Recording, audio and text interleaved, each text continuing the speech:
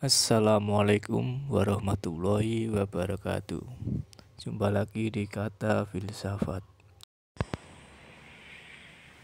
Ini konsepnya mulai digeser oleh Seligman dari happiness menuju well-being. Well-being itu kesejahteraan.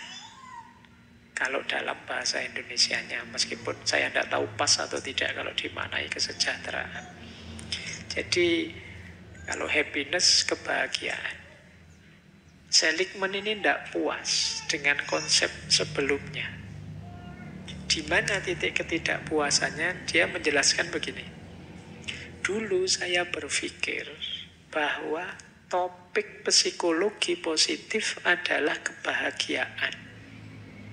Standar emas untuk mengukur kebahagiaan adalah kepuasan hidup. Dan tujuan dari psikologi positif adalah untuk meningkatkan kepuasan hidup. Sekarang saya berpikir bahwa topik psikologi positif itu adalah well-being, kesejahteraan. Bahwa standar emas untuk mengukur kesejahteraan adalah flourish. Flourish itu perkembangan, pertumbuhan. Jadi untuk tujuan psikologi positif adalah untuk meningkatkan perkembangan. Teori ini yang saya sebut dengan teori kesejahteraan sangat berbeda dengan teori kebahagiaan. Dan perbedaannya memerlukan penjelasan. Nah, jadi ini yang saya sebut, ini qaul qodimnya. Pandangannya Seligman tentang kebahagiaan, gaya baru yang beliau sebut well-being dengan titik tekan pada flourish. Bagaimana kita bisa berkembang. Nah, ini nanti titik tekannya berbeda. Ambil nafas dulu.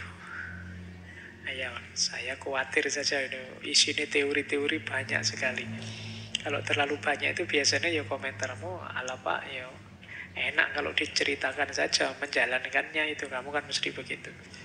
Makanya kasih jeda sebentar biar kamu bisa mengambil jarak dengan yang tadi ya. Tadi dimulai dari optimisme, pesimisme, kemudian 3 jenis kebahagiaan.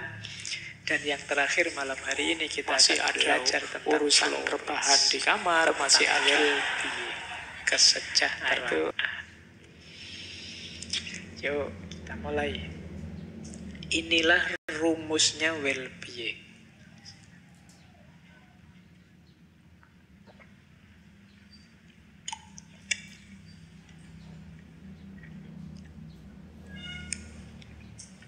Seligman menyebutnya PERMA. PERMA itu ya singkatan dari 5 hal. Kuncinya well-being adalah positive emotion, yang kedua engagement, yang ketiga relationship, yang keempat meaning, dan yang kelima accomplishment atau achievement. Kita belajar pelan-pelan ya. Nanti dijelaskan satu-satu, tidak usah khawatir. Ini sebenarnya kan mirip dengan konsep di authentic happiness sebelumnya. Ada positive emotion juga, ada meaning juga. Tapi komposisinya berubah. Tidak 3 yang level seperti tadi, tapi 5 yang saling terkait. Tentu saja positive emotion juga jadi kunci. Tidak mungkin orang puas dengan hidupnya kalau tidak ada rasa senang, rasa positif. Oke, kita awali.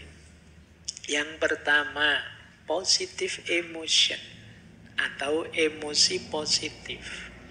Emosi positif ini indikator utamanya. Orang yang well-being, yang sudah sejahtera, nyaman dengan hidupnya, emosinya pasti positif. Kalau emosinya masih negatif, masih jengkel, masih marah, masih kecewa, dan lain sebagainya, ya berarti belum well-being. Emosi positif nanti jadi kunci.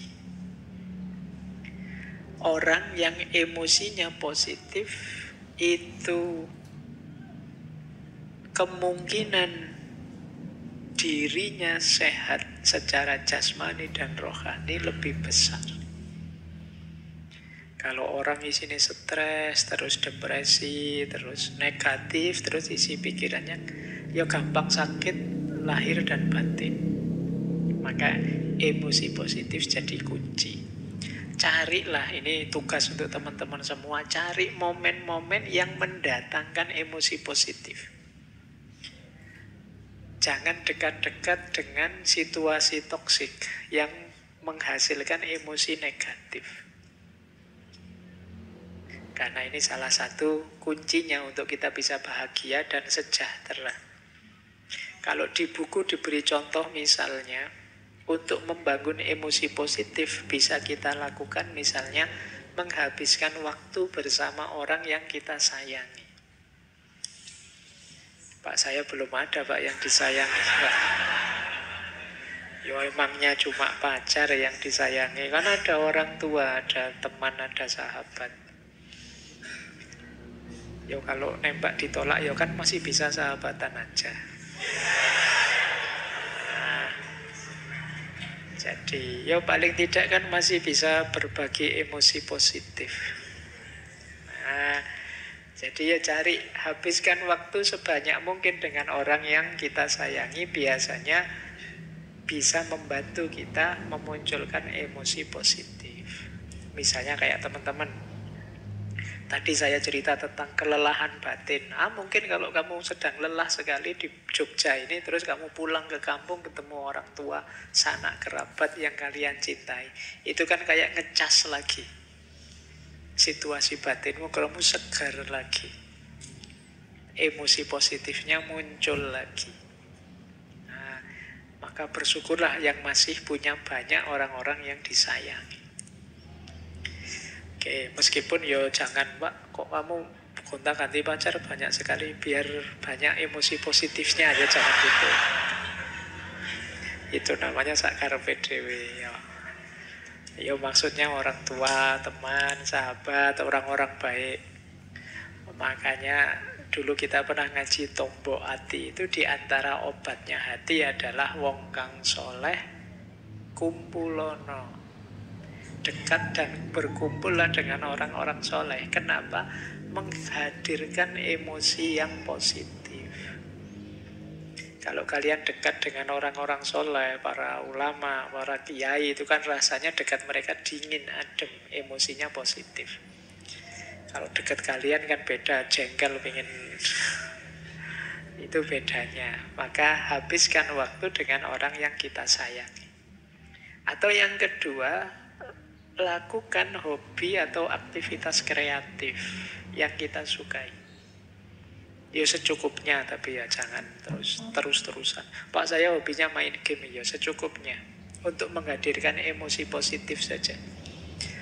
Wah, setelah main game sebentar saya seger lagi Pak. Ya sudah, ditinggal, sekarang aktivitas yang serius lagi. Jangan kok terus-terusan main game. Game yang memang membangkitkan semangat positif ya. Jangan game yang, saya tidak tahu ada tidak di sini yang kalau main game sambil teriak-teriak misu-misu. Banyak ya. Lah yo, sampai HP ini dhewe dibanting-banting. Wong yo dirinya yang tidak mampu kok yang disalahkan HP-nya. Nah, jadi cari hobi secukupnya saja. Kalau memang kita ini sudah lelah, emosi kita drop, kan penting kita membangkitkan emosi yang positif. Boleh juga, wong ini contoh ya, boleh misalnya mendengarkan musik. Ya musik yang menenangkan tentunya, membangkitkan emosi positif. Tapi ya monggo saja, itu kan selera masing-masing.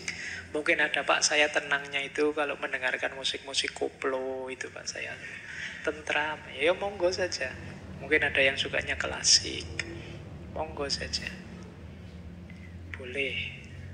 Jadi biar stabil lagi dari kelelahan tadi. Atau berkontemplasi, berefleksi, kita memikirkan apa saja yang membuat kita bersyukur. Itu biasanya emosi positif muncul. Alhamdulillah ya, sampai semester 13 ini saya masih kerasan, masih ya, ternyata saya itu termasuk orang-orang yang gigih mencari ilmu. Yang lain sudah berguguran, saya masih belajar terus. Oke ya, sampai teman saya sudah jadi dosen, saya masih setia kuliah saja. Nah, tidak apa-apa wis. Itu kan berpikir yang positif membuat kita bersyukur sehingga hadir emosi positif. Membuatmu jadi tenang. Jadi yang pertama ini ya, caranya untuk berkembang, flourish. Kalau emosimu negatif terus, ya kalian tidak akan bahagia, tidak akan well-being, tidak akan sejahtera. Yang kedua, engagement. Engagement atau flow. Atau istilahnya seligman itu, engagement itu kita menyatu dengan ritme hidup, menyatu dengan musik. Jadi engagement itu kita melakukan aktivitas kebaikan apapun secara terlibat, kita hayati, kita fokus, kita rasakan. Engagement itu, kata Seligman, you go into flow when your highest strength are deployed to meet the highest challenge that come your way.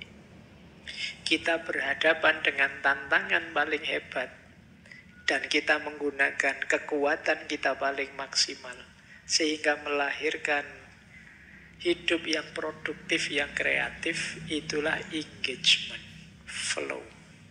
Kita tidak takut menghadapi apapun tantangan zaman, kita bisa menghadapinya karena kekuatan kita yang 24 tadi hidup semua. Ini namanya orang yang bisa flow, bisa mengalir. Ini wacana ini berhubungan dengan mindfulness. Banyak di antara kita yang tidak bisa menikmati hidup, tidak bisa flow, tidak bisa mengalir, tidak mampu terlibat. Jadi tidak menikmati aktivitasnya hari ke hari. Gimana caranya Pak biar kita bisa engage, biar kita bisa mengalir, bisa flow? Ini beberapa contoh juga. Karena ini salah satu syarat untuk kita bahagia juga. Yang pertama apa? Ayo berpartisipasi dalam aktivitas yang memang kita punya passion, kita sukai. Ini meningkatkan flow. Kalian kok kuliah di jurusan yang kalian cintai, itu kan kamu tekun kuliahnya, senang. Karena sama ilmunya kalian juga senang. Kalian ada passion di situ. Coba kamu pilih sendiri ya, saya itu suka apa, tidak suka apa. Kamu hidupkan yang kamu suka. Apapun itu aktivitasnya. Mungkin ngaji ini, mungkin kuliah, mungkin apalah, termasuk sekedar nongkrong di angkringan, nikmati itu. Kita sering jadi orang yang melayang terus. Raganya di sini, pikirannya di mana? Nanti raganya di angkringan, pikirannya di mana? Kita tidak pernah menikmati momen. Kadang-kadang kita makan saja ya disanding HP. Kita tidak menikmati suapan demi suapan, betapa nikmatnya nasi kucing di depan saya. Karena mata kita tertuju ke HP sambil misu-misu nonton postingannya orang. Tiba-tiba nanti habis 3 bungkus, dianggapnya masih 2 bungkus. Itu namanya bukan flow ya. Jadi kalau flow itu kamu bisa menikmati momen demi momen hidup. Latihanlah menikmati semua aktivitasmu. Kalau masih sulit, saya kok sulit fokus sih Pak, saya sulit menikmati. Coba latihan, kamu keluar, nikmati situasi sekelilingmu. Kamu amati, kamu perhatikan. Mungkin sekedar sebutir batu, Mungkin sekedar satu tanaman. Coba kamu perhatikan detail apa yang ada di sekelilingmu. Biar kamu menikmati. Mungkin kamu nonton semut yang jejer jalan-jalan itu. Kamu nikmati. Nggak usah diganggu, nggak usah usil. Biar saja semut. Kamu kan sering usil kalau ada semut lewat itu. Kadang-kadang sadis itu kamu. Semut lewat kamu rontokkan semua pakai sandal itu. Seruet. Itu kalau semutnya bisa ngomong keras itu salahku apa? Kamu kok kejam sekali. Itu yang bisa kayak gitu manusia ya. Tidak ada kepentingannya apa-apa ya kamu usil. Oke, nikmati situasi sekelilingmu biar kamu bisa engage, bisa flow. Kenali siapa kita, passion kita apa, yang bisa kita lakukan apa, yang tidak bisa apa. Strategi ini membuat kita terlibat dalam hidup kita. Kalau kita baik, kita puas bahwa kebaikan itu kita yang melakukan dan melakukannya kita sepenuh hati. Ini yang disebut engagement atau flow. Membuat kita tumbuh berkembang, membuat kita well-being dan bahagia. Lanjut. Nah, selain engagement, ada pula relationship. Jangan lupa kita ini makhluk sosial. Di antara sumber kebahagiaan kita adalah mencintai dan dicintai, menghormati dan dihormati, menghargai dan dihargai, mendukung dan didukung. Itu fitrah kita sudah sebagai makhluk sosial. Dengan siapa saja, dengan teman, dengan pasangan, keluarga, kolega, siapa saja. Ayo membangun relationship yang baik. Demi apa? Kebahagiaan. Sebagian besar kebahagiaanmu itu kan berkaitan dengan orang lain. Meskipun kamu pinter sendirian di kelas, wah saya tidak butuh teman-teman. Iya mungkin orang lainnya bukan temanmu, tapi dosenmu. Mungkin juga bukan temanmu, tapi orang tuamu yang menyuplai anggaran buatmu dan lain sebagainya. Tidak mungkin kita hidup sendiri. Saya ini Pak, introvert tulen. Saya tidak butuh orang lain sama sekali. Bahwa kamu tidak peduli dengan hadirnya orang lain, lebih asik dengan dirimu sendiri, bukan berarti orang lain tidak punya andil dalam kebahagiaan. Hidup kita tetap perlu orang lain, entah lewat pintu yang mana. Jadi ini pentingnya relationship. Maka kita perlu punya skill, kemampuan untuk membangun hubungan yang baik. Di situ ada beberapa contoh, beberapa cara membangun hubungan yang baik. Boleh nanti teman-teman latihan ya. Nyari circle yang cocok.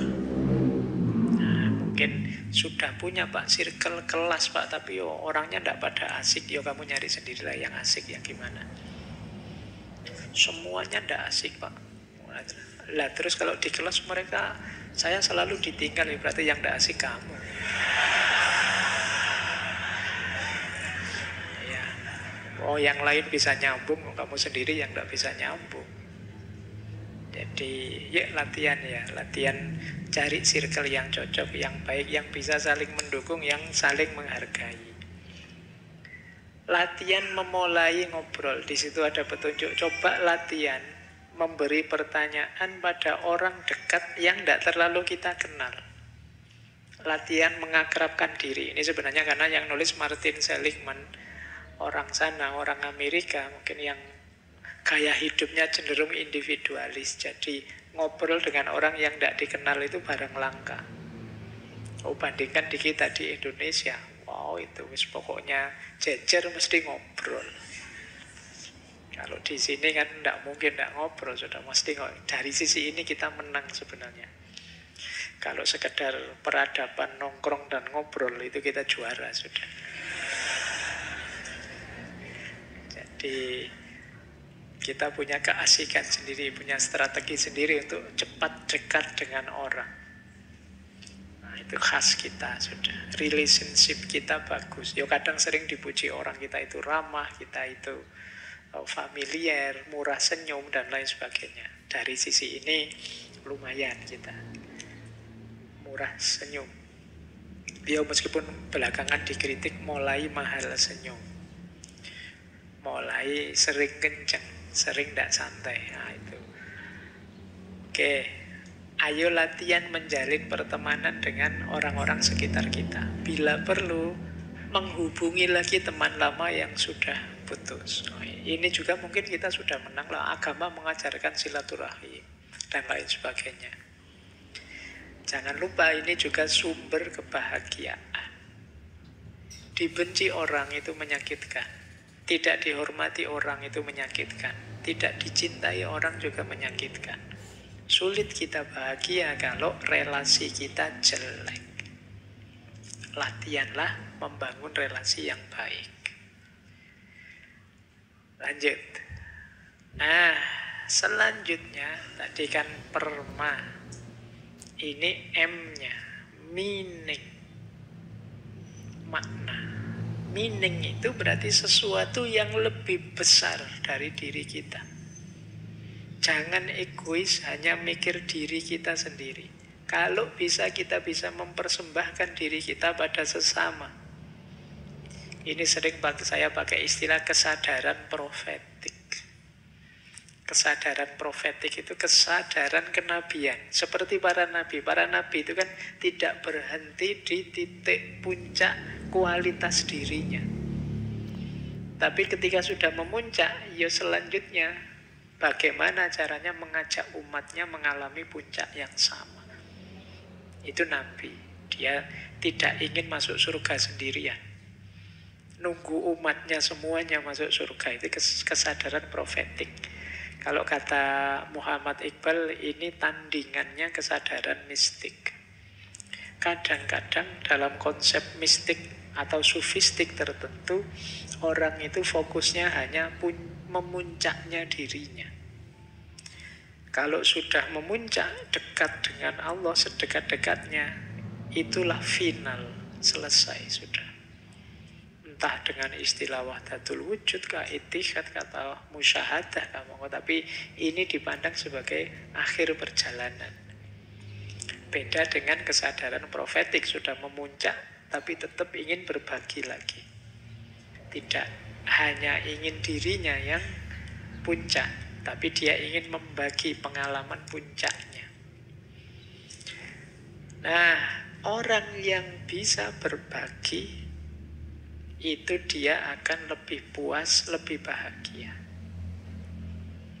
Jalannya banyak, bisa lewat sosial, politik, bisa lewat agama, komunitas, dan lain sebagainya, banyak. Sama seperti tadi rumusnya, berbagi pada sesama. Ada beberapa tips untuk membangun makna hidup. Yang pertama, boleh teman-teman kalau mungkin jangkauannya ingin lebih luas, ya bergabung saja dengan organisasi atau lembaga yang tujuannya memang pengabdian kepada masyarakat. Tujuannya memang membantu. Bukan yang mencari profit, tapi yang memang benar membantu. Libatkan diri di sana. Itu membuat diri kita lebih berarti. Banyak lembaga-lembaga sosial yang teman-teman bisa ikut membantu di sana. Yang kedua, lakukan aktivitas-aktivitas yang menghubungkan kita dengan banyak orang. Saya siap sih Pak membantu, tapi gimana ya Pak, saya tidak punya teman, saya tidak punya relasi, saya membantu siapa juga tidak tahu, bantu tetangga juga tidak kenal, itu ya berarti kamu kurang relasi. Jalannya apa? Yuk kamu perbanyak relasi. Pingin saya Pak ngajar misalnya di sini anak-anak kecil itu ngaji, tapi gimana caranya ngundang mereka ya Pak? Itu berarti kamu kurang gaul. Mungkin kamu terlalu banyak di kamar saja, di rumah saja. Tidak banyak kenalan di luar. Ayo dimulai, tidak usah malu-malu. Punya banyak teman itu lebih banyak untungnya dibandingkan tidak punya teman, entah dalam aspek apa. Kemudian coba difikirkan, kita kan punya bakat, punya kemampuan, punya kompetensi tertentu. Kira-kira bakat kita itu bisa membantu orang lain secara bagaimana ya? Pak, saya itu tidak punya bakat apa-apa. Bisa nih yuk main game itu saja misalnya. Coba kamu berpikir, keahlianmu main game itu bisa membahagiakan orang. Lewat jalan yang bagaimana? Apa kamu buka kursus privat gratis, petunjuk main game, caranya nge-cheat atau apa piye ngono. Ya itu contohnya ya, kamu kan masing-masing punya bakat, punya kemampuan. Apalagi seusia kalian bakatmu banyak pasti. Asal kamu mau saja kamu bisa berbagi banyak hal pada sesamamu. Tinggal kalian mau apa tidak, itu saja sebenarnya. Insya Allah kalau teman relasi kalian sudah banyak lah. Coba dipikir mulai sekarang, apa sih yang bisa aku berikan di levelku ini, dalam usiaku saat ini, dalam situasiku saat ini. Itu akan membantu kita menemukan makna hidup yang membawa kita bahagia. Inilah yang disebut meaning.